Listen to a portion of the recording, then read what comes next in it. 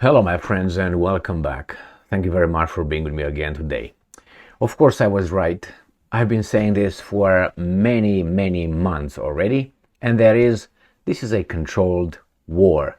That is the Americans and the British, and on one side, and the Russians on the other.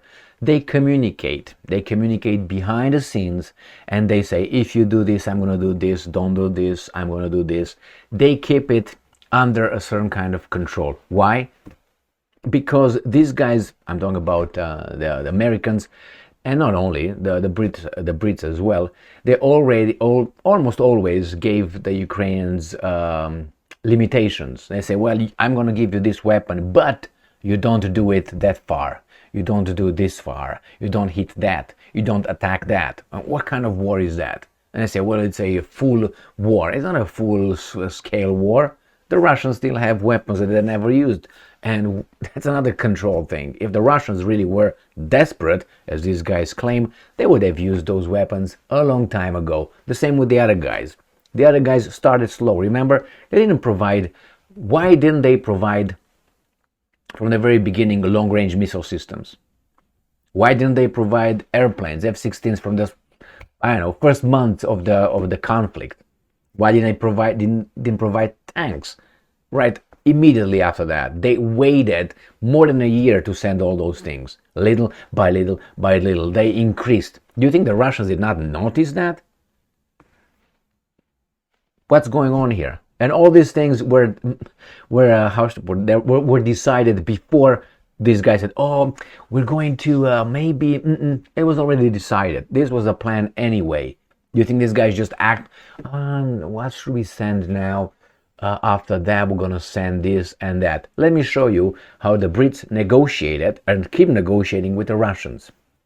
Here it is, the article coming from Ukrainska Pravda, and it is from today, Saturday, the 23rd September 2023. Secret negotiation channels operates between UK and Russia. UK media. No surprise, and the US has the same thing. I guarantee you. Over the past 18 months, UK officials have been negotiating with key Kremlin officials on global security. That means don't do it, amid Russia's aggression against Ukraine. They don't know the details, obviously. Source, European Pravda, with reference to the UK national newspaper. And it's an I over there. I don't know what that is, supposed to be over there. UK has held secret talks with Russia during the Ukraine war. Well, this is the media outlet that reported this, supposedly. So let's go back here. Details. These secret meetings were held in different places. So it was not verbal like, telephone, pop. No, it was face to face. They went even further than I really not expected. I didn't think it was impossible, but in plain view, face to face. So these secret meetings were held in different places, including Vienna and New York, and were part of London's behind-the-scenes diplomatic efforts. Talks with the Russians mainly concerned security issues affecting both the UK and the international community, and included topics such as grain shortages and nuclear safety. Don't hit us, Putin, don't hit us. No, it wasn't like that. No. A senior British diplomat who took part in some talks assured the newspaper I that the UK did not conduct active peace negotiations aimed at the diplomatic settlement of the war in Ukraine during these meetings. No. Guaranteed. So how come after 18 months or whatever, these guys tell us this, but now they say, no, you know what, we didn't talk about anything about Ukraine, and no. And after about a year, you're going to find out that happened. I guarantee you all these things circulated in those meetings. Why not? Do you think it was a taboo? And I'm quoting, we have been keeping in contact, and we feel it's crucial to maintain an open dialogue during the war in Ukraine. I said this many times, is logical. It's simple, it's normal. We are in no way diving up parts, probably dividing up parts of the country or making peace agreements on anyone's behalf. But it's vitally important to keep the line of contact open, end quote. The British diplomat said, "Thank you very much. We knew that, but now it's just a confirmation." A representative of the UK Foreign, Commonwealth and Development Office confirmed that meetings with Russian officials did take place, but only when they were considered absolutely necessary. You know, that is a subjective term, necessary. I can feel it necessary right now to drink a coffee, but it's not necessary. Now, the spokesman also rejected any statements that these talks were intended to serve as negotiations to end the war in Ukraine, calling such claims neither credible nor accurate. End quote. Remember, the Ukrainians, the guys in charge of Ukraine, they claimed the same thing many times. They said, well, there are countries who try to cut all kind of deals with the Russians behind the scenes, obviously. And no, it was not the Brits. No, it was the Lebanese or something, the Lebanese government that held behind the scene negotiations. Yeah.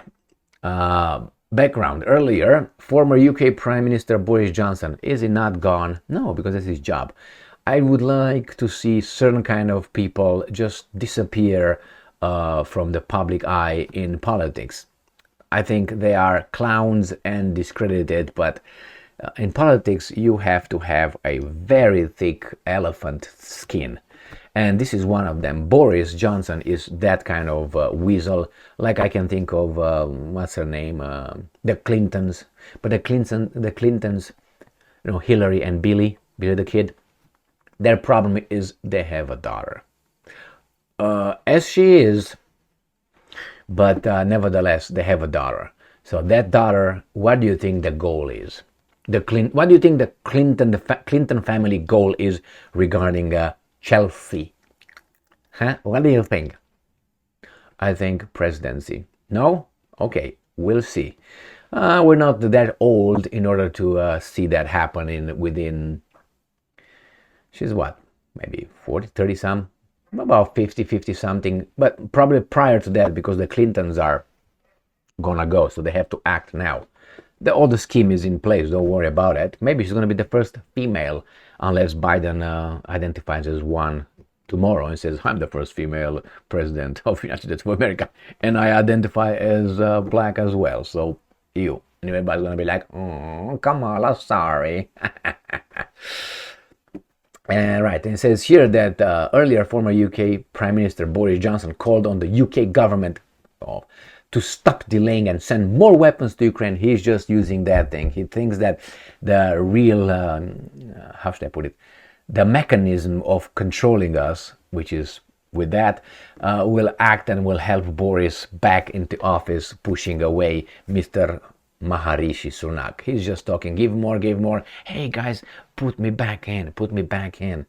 Saying the UK must accelerate the provision of military support to Kiev, otherwise there is a potential risk of Vladimir Putin's victory.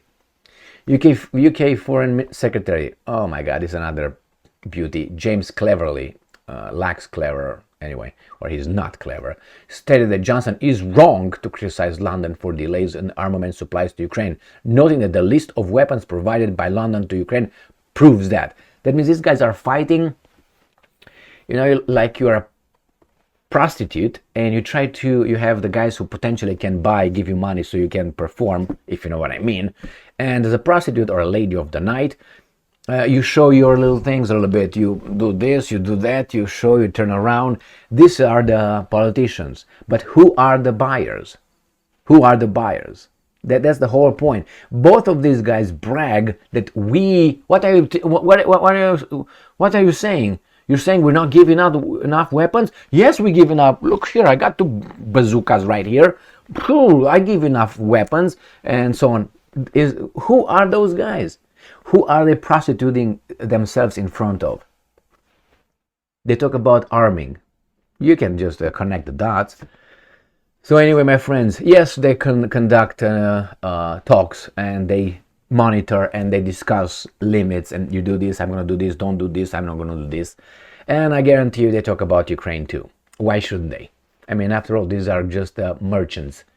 They are politician or political merchants. You give me this, I provide you with that, and all that. This is what these guys are. It's a bazaar of influence. That's what politics is. Look at that guy Mendez, the Senate, Democrat. Yeah, give me gold, give me this, and I'm gonna push this and push that. And this is the lobbying in Washington, D.C. as well. Look into that. It's disgusting. So when the American people think, oh, we're gonna vote, yeah, you're gonna vote. I'm gonna write a campaign donation here for $25. You think that influences anything?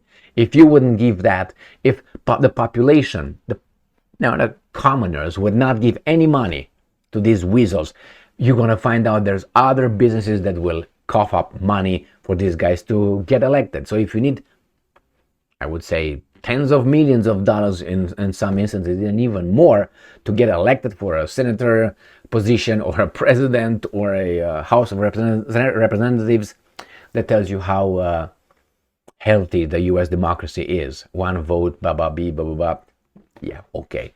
You can believe that, and you're doing a good job. Thank you very much for being with me again today. Stay strong, stay smart, look for the truth, and be just.